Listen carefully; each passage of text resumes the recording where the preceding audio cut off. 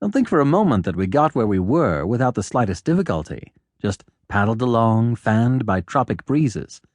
We didn't. And the worst of our troubles began and never ended when we picked up the orchid hunter. There was nothing much doing until we were well up the Magdalena, past where you take the overland route for Bogota. The river, before that point, had been alive with alligators, which made it unhealthy for anacondas, and, as anacondas were our main objective, we did not waste time on shore looking for other kinds of snakes. Once beyond the Bogota connection, however, we anchored and put off in a skiff to explore a small tributary. There we took our first big water snake, right at the mouth, and a pretty struggle we had too.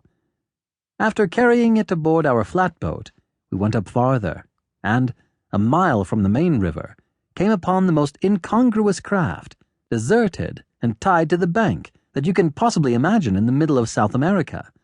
It was a 30-foot launch, decked over, brave with white paint and brass fittings, the simple engine built to burn wood, and the most perfectly appointed thing I have ever seen.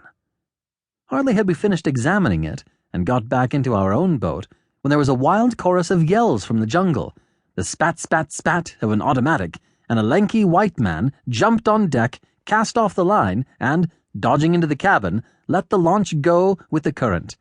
The air was instantly full of that sharp, whistling sound that I had learned, on a previous trip, to associate with the tiny poisoned arrows the natives shoot from their bamboo blowguns, and I promptly yanked our boat around under the protection of the bulwarks of the larger craft.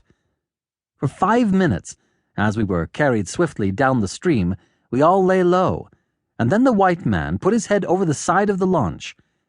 He had about as disagreeable a face as I have ever looked upon. Very high forehead, long pointed nose, thick lips, and the longest curved white teeth I have ever seen in a human being's mouth. They were more like an animal's than a man's, and his first remark was quite in keeping with his appearance. "Who in the devil are you, pray?" It made me mad, of course. White men are not only polite to one another in the jungle through motives of policy, but also because they are generally really glad to see a face of their own color. "This is King Robert Bruce, late of Scotland," I answered, "and if you include me in your polite inquiry, allow me to present myself as the Archbishop of Canterbury." "None of your nonsense," he snarled. "I want to know who you are." And he actually threw an automatic on us. To keep listening to this audiobook, I've left you a link in the description so you can do it, at no cost thanks to Audible's 30-day free trial.